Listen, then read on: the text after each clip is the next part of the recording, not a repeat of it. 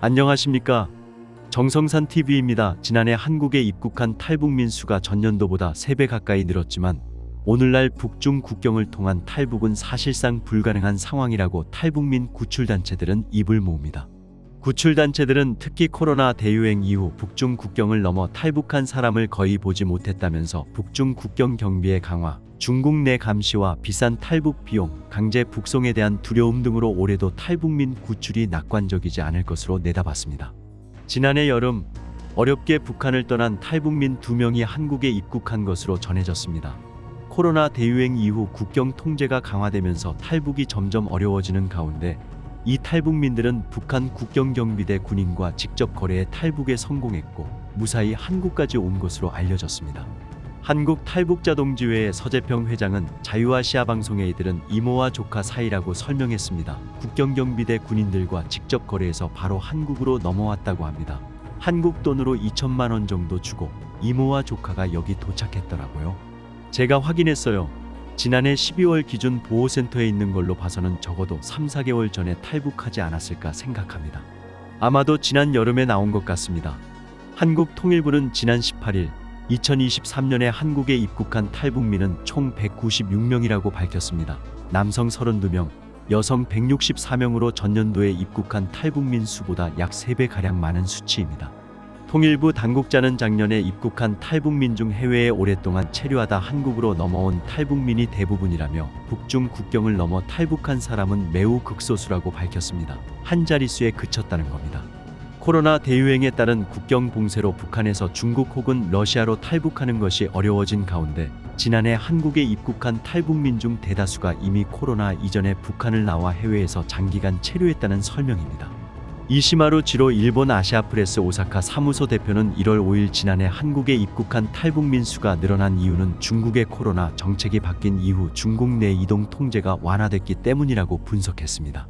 역시 중국에서 제로 코로나, 고강도 방역 정책을 포기하면서 중국 내 이동에 대한 통제가 많이 완화돼 당시 동남아시아 쪽으로 가는 것이 물리적으로 가능해졌기 때문이라고 보고 있습니다. 그래서 한국으로 들어오는 숫자가 많아졌다고 보는데요. 하지만 이시마루 대표는 오늘날 북중 국경을 넘어 탈북하는 것 자체가 사실상 불가능하다고 강조했습니다.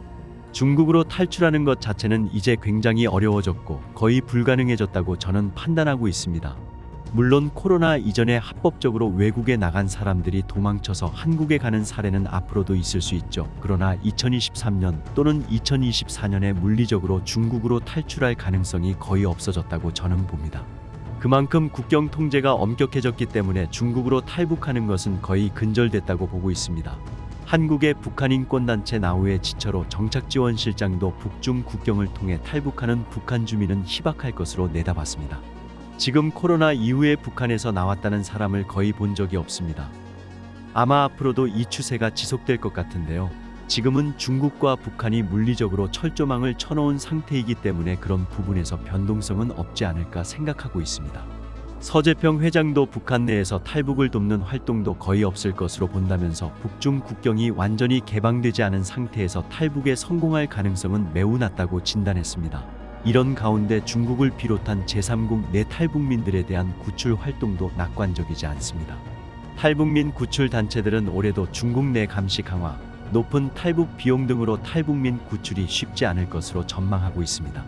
특히 중국의 감시와 통제 강화가 대표적인 이유인데 국제인권단체인 휴먼라이츠워치는 최근 발표한 2024 세계인권보고서에서 지난해 중국이 국경에 대한 보안과 감시를 강화한 것이 북한 주민의 탈출과 이동에 큰 장애물이 됐다고 지적했습니다.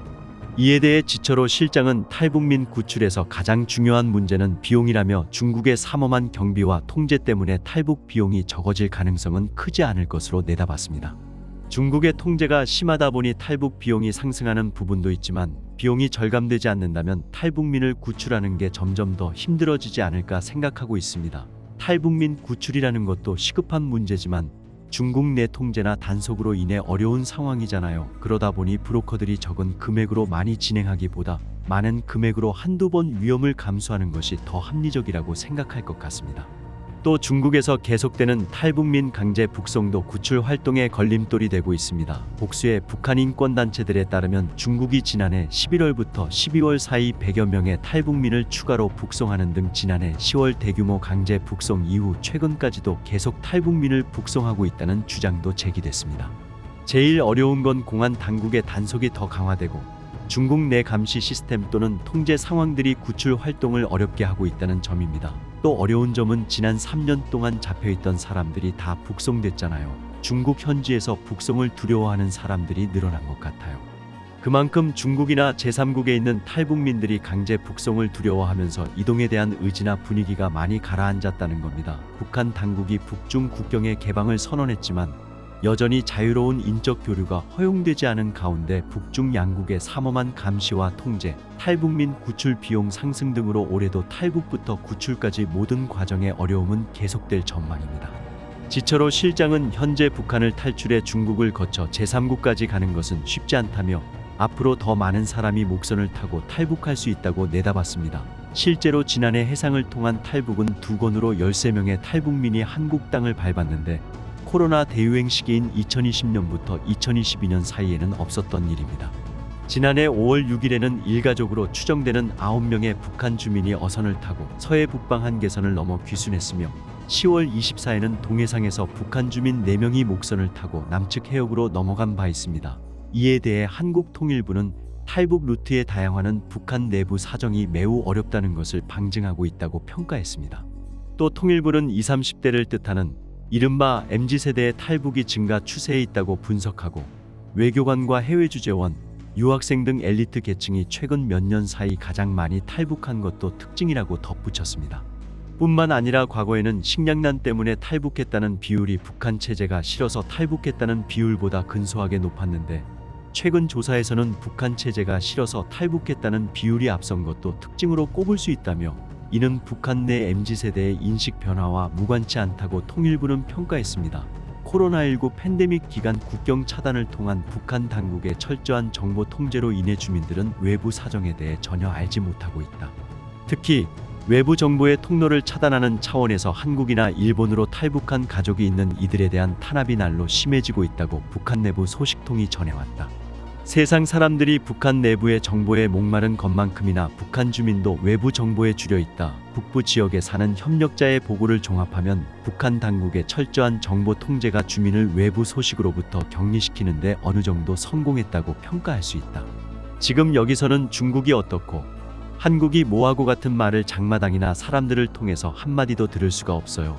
오직 듣는다는 게 노동신문, 노동당 기관지를 통해서 중국 경제발전, 팔레스티나 전쟁 상황 같은 것들만 있고 외부 소식을 알 수가 없어요. 탈북자 가족에 대한 통제가 심해지고 있어요. 특히 유언비어를 퍼뜨리거나 중국 전화를 사용하는 행위에 대해서 용서하지 않는다는 방침이고 가족의 탈북으로 이미 죄를 지었으니 나라에 충성하라 요구하고 있어요. 협력자는 당국이 탈북자 가족을 외부 정보를 유입시키는 잠재적 범죄자로 규정하고 그들을 다양한 방식으로 지속적으로 괴롭히는 데다 함정수사까지 벌이는 등 강한 감시하에 두고 있다며 다음과 같이 설명했다. 수시로 안전국에서 방문하고 임의로 불러서는 조사해서 탈북자 가족이 길을 못 펴고 살아요. 그리고 보위부, 안전국에서 감시원이 고정으로 붙어서 일거일동까지 캐고 중국 전화를 색출하기 위해서 돈 받아주는 사람, 송금 브로커로 가장시켜서 사람도 보내고 그래요. 계속해서 협력자는 국경과 떨어져 있는 지역의 탈북민 가족들은 여행증명서 발급 자체가 안 되고 몰래 국경 근처로 오면 한국이나 일본에 있는 가족에게 전화를 했든 안 했든 도강 기도로 보고 무조건 감옥에 보낸다고 말했다. 코로나19 팬데믹 사태를 기회로 북한 사회와 주민에 대한 강력한 통제를 확보한 김정은 정권이 자신들의 아킬레스건인 외부 정보 유입을 완벽히 차단하기 위한 주요 타깃으로 탈북민 가족을 지목한 것이라는 분석이 나오는 배경이다. 북한 당국이 주민들에 대한 탈북 통제를 강화하면서 자발적 인신매매로 북한을 탈출하는 경우가 발생하고 있다. 특히 탈북을 시도하다 적발된 주민들을 총살하는 등 인권 유린도 여전히 일어나고 있는 것으로 나타났다. 통일연구원이 탈북민들의 증언을 토대로 23일 발간한 2021 북한 인권백서에 따르면 북한 당국은 탈북자들에 대한 단속을 강화하면서 국경을 감시하는 병사들에게 실탄을 지급하고 월경자 발생 시 현장에서 총살하라는 명령을 하달한 것으로 나타났다. 2019년 탈북한 북한 이탈 주민 A씨는 최근 북한에서 탈북 중 검거된 주민 5명 정도가 총살됐다는 이야기를 들었다고 증언했다. 탈북민들에 대한 통제가 강화되자 자발적으로 인신매매를 당하는 여성들도 생겨나고 있다. 백서에 따르면 김정은 집권 이후 탈북에 대한 통제가 강화되면서 인신매매만이 북한을 탈출하는 유일한 방법이라고 판단해 어쩔 수 없이 스스로 팔려가는 선택을 하는 경우도 발견됐다고 설명했다. 2015년 탈북한 여성 B씨는 인신매매로 중국에 팔려가는 것이 탈북할 수 있는 유일한 방법이라며 그마저도 인신매매 브로커를 구하기 어려워 탈북을 못하는 대기 여성도 많다고 말했다. 탈북 이후 강제 송환되는 여성에 대해서는 북한 당국이 알몸 수색은 물론 자궁 검사를 하는 경우도 있는 것으로 조사됐다. 한국 드라마 등 녹화물에 대한 단속 처벌도 강해지고 있는데 한국 영화를 보는 게 빙두, 북한산 필로폰을 하다 단속되는 것보다 더 강한 처벌을 받는다고 백서는 설명했다. 백서에는 한국 녹화물을 유포한 혐의로 총살당하는 것을 목격하거나 전해 들은 사례가 다수 기록돼 있다. 정성산TV 좋아요, 구독, 알림은 큰 힘이 됩니다. 후원해주시는 모든 분들께 가열차게 멸공.